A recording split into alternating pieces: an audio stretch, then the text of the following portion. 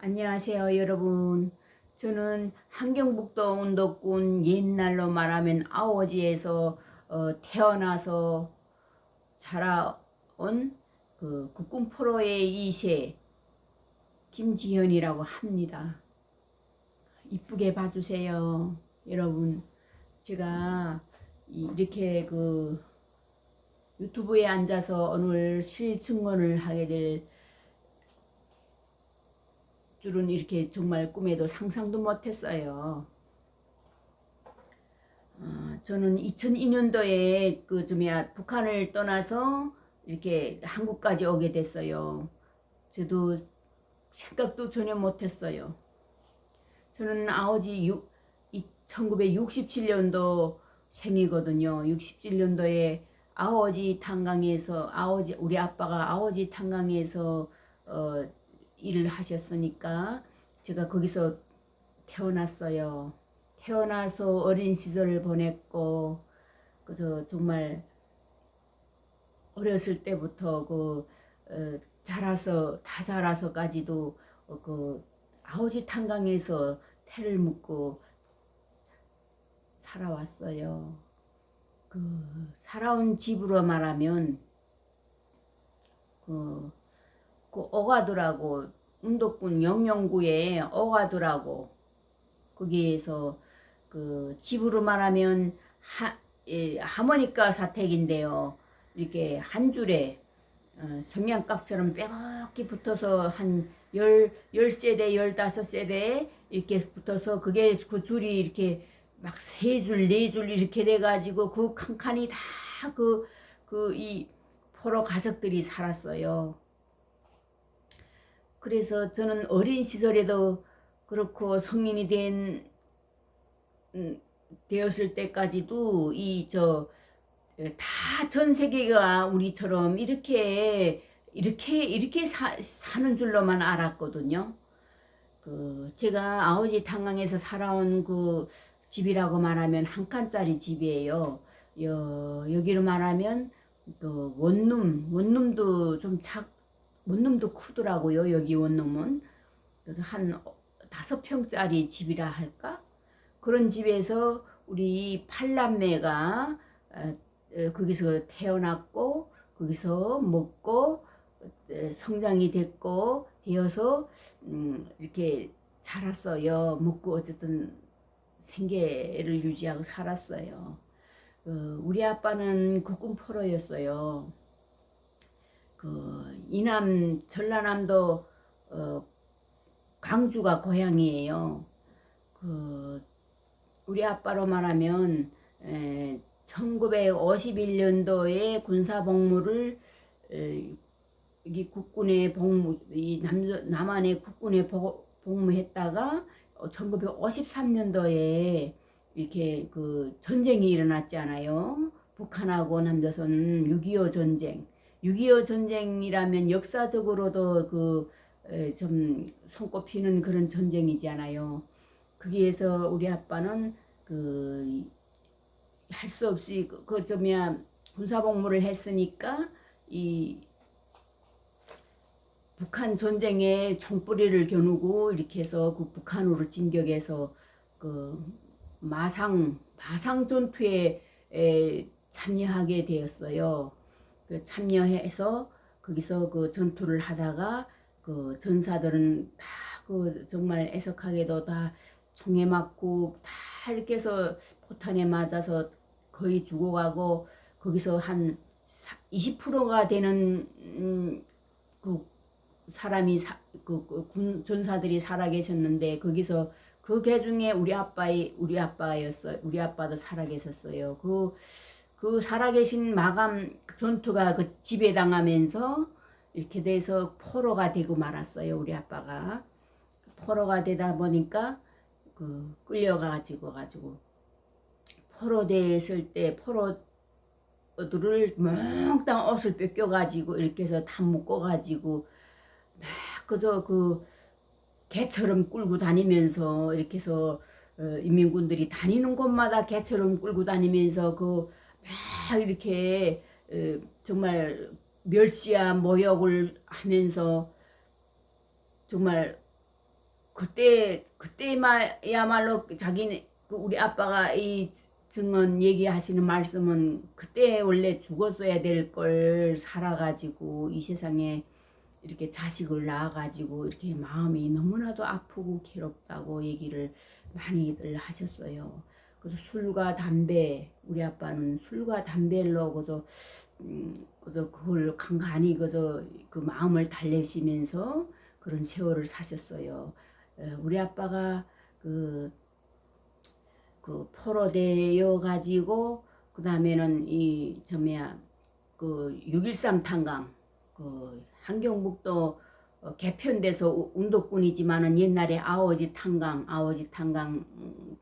탄광이 여러 곳이에요. 6.13 탄광도 있고 수직갱도 있고 삼갱이라는 데도 있고 뭐 여러 군데 있어요. 그런데 우리 아빠는 삼갱이라는 데서 그 영년 노동자구예요. 영년구예요. 그 사는 곳 이름이 영년구에서 이렇게 해서 거기서 일을 하셨어요. 어렸을 때부터 우리 아빠는 아주 부지런하셨고 그저 자식을 위해서라면 그저 정말 희생하는 그런 정신 그걸 많이 보았어요. 우리 아빠한테서. 우리 자식을 많이 낳았어요. 우리 아빠가 8남매, 딸 셋, 아들 5이었어요. 아들 내 밑에 그 남동생은 쌍둥이였고 하나 3살 때 잃었어요. 그렇게 살아왔는데 그 짧은 방에서 그 자식을 낳아서 어떻게 살았을까 지금 생각하면 정말 참 신기하기도 하네요. 그래도 이 한국에 와서 저는 지금 이렇게 잘 먹고 이렇게 정말 그러다 보니 살이 포동포동 쪄가지고 이렇게 인간답게 인간다운 모습으로 살고 있지만 그때 당시 생활을 말과 굴로 다 표현을 할 수가 없어요. 집이 한 칸짜리 집에서 살긴 하지만 수도가 있을까 뭐 화장실이 있을까 다 화장실 보려면 저기 한 5분 정도는 걸어가야 되었고 몇 따로 판잘로 화장실도 판잘로 개설된 그런 화장실에서 화장실 보려고 급할 때 막 뛰어가고 막 뛰어갔다 올 때는 천천히 오고 그렇게 살았어요. 수도는 없어가지고 수도는 저쪽에 나가가지고 아침에 새벽에 되면 그 수도간에 바켓스라든가 물동이들이 그저 일렬로 줄을 서서 이렇게 대기하고 있어요. 왜? 수돗물 압은 세지 않고 하니까 수도는 물을라도 먹어야 되니까 그 물을 받는 것도 전투였어요. 북한에서 제가 살아온 어린 시절은 그 바켓줄 갖다 대고 그 순번이 되기를 기다리고 발 동동동 떠면서 겨울에는 여름에는 괜찮지만 그래서 그 물을 받아다가는 집에다 그래도 간신히 이렇게 물통이 있었어요. 독에다 채워놔야만이 그 물이 있어야만이 그 물이라도 배고프면 마셔야 됐고 그 물로 다 모이나 시작하는 거 아닌가요? 사람이 살아가는 것도. 그리고 그것도 그때 그 모습이 그 촬영기에 이렇게 딱 촬영처럼 머릿속에 딱 찍혀져 있어요. 그때 그 물 길어서 먹던 그 모습, 힘겨웠던 모습, 먼저 받으려고 막 끼어들기 한다면 여기는 끼어들기를 하지 않아요? 북한에서는 욕고돌이 한다고 막 그래고 우리는 그때 당시 되게 보면 일본말을 대략 좀 많이 쓴 것 같아요. 우리 아빠가 탄광에 일하러 가실 때면 여기로 말하면 도시락을 사가지고 계속 늘상 다녀야 했어요. 근데 도시락을 우리는 벤또라 했어요. 벤또를 계속 사가지고 이렇게 갑본, 울본, 병본 이렇게 3교대가 이런 식으로 이렇게 돼 있었어요. 갑본이라는 건 낮일이고 병본이라는 건 오후 시작해서 밤에 12시에 끝나는 거고 울본이라는 거는 마감에 밤에 12시 11시에 시작해서 새벽 아침까지 갑본이 나올 때까지 작업을 해야 되는 일이고 그런 식으로 삼교대, 여기로 말하면 저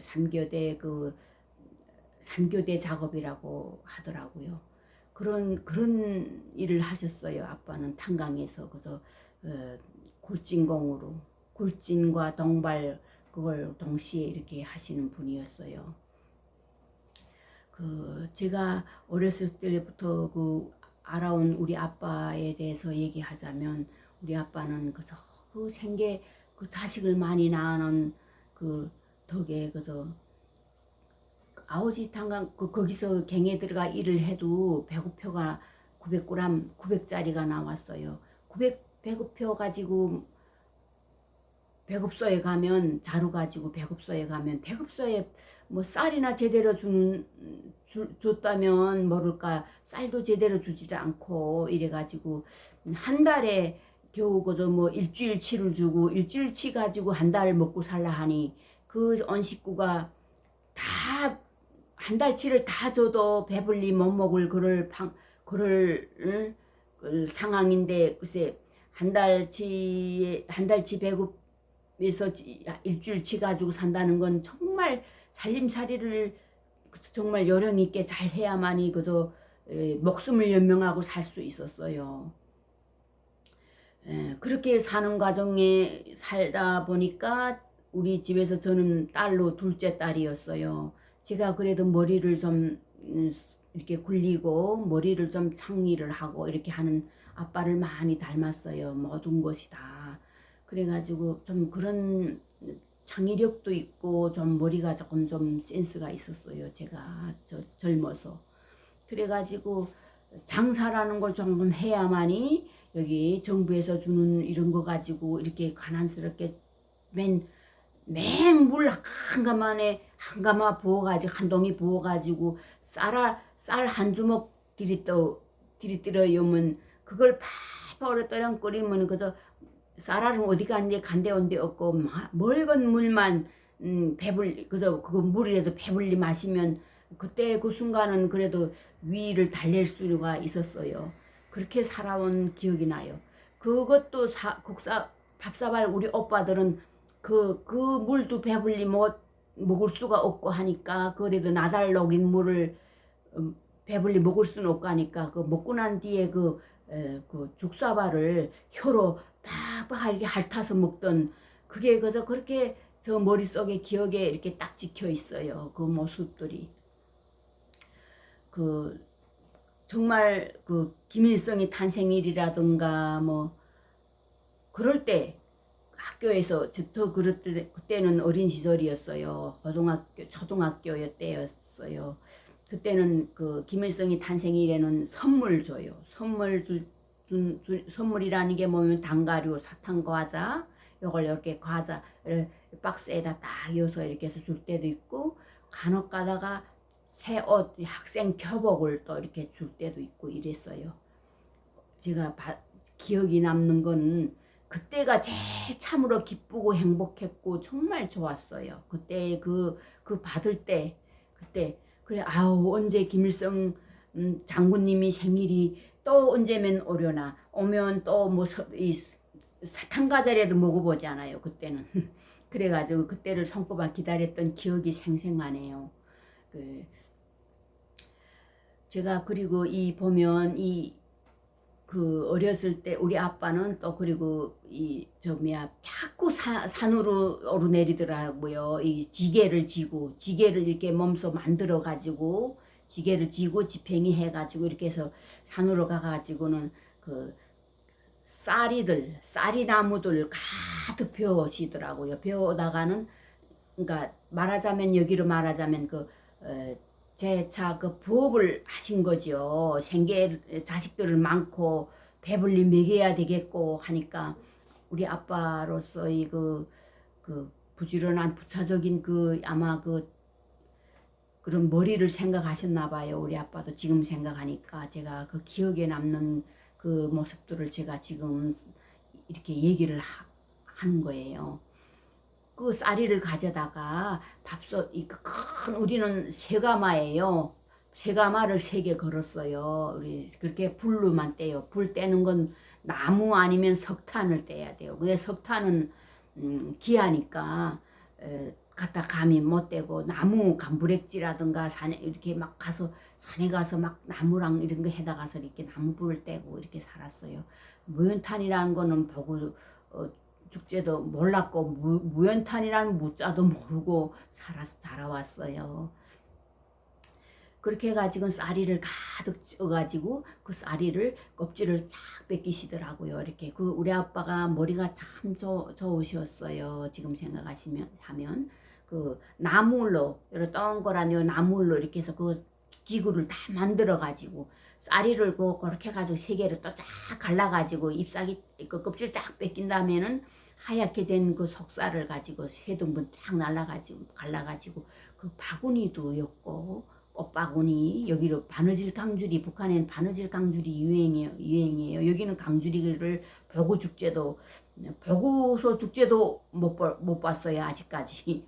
그런 바구니라든가 삼태기를 많이 이렇게 만드셔서 이렇게 해서 부업을 하셔서 우리 자식들을 간혹 이렇게 먹여 살리시고 이렇게 하셨어요. 그리고 못 해본 일은 없으셨어요 아빠. 아버지 탄광으로 말하면 그 수직갱은 밑으로 이렇게 직선을 들어가는 갱을 수직갱이라고 그때 당시 아빠가 다니셨던 거 수직갱 다니시다가 그게 폐갱이 되면서 삼갱으로 왔어요. 삼경이라는 거는 쭉 수평을 들어가면서 석탄을 캐먹는 곳이에요. 아빠가 어렸을 때 제 추억은 그래서 아빠가 그 일하러 갔다가 저녁에 밤에 오시면 밤에도 오실 임박에는 잠을 깊이 못 자고 아빠 오기를 기다렸어요. 왜냐하면 아빠가 오실 때는 꼭 그 벤또에다가 도시락에다가 그 설탕 우리로 말하면 사탕가루라 했어요. 사탕가루 아니면 콩알 이렇게 개누깔 사탕 이런 거 매달씩 이렇게 가져오셔요. 그 개누깔 사탕도 본인이 드셔도 다 드셔야 될 걸 이 먼지 석탄가루를 많이 먹고 하니까 목에 이게 영양제로 주는 거예요.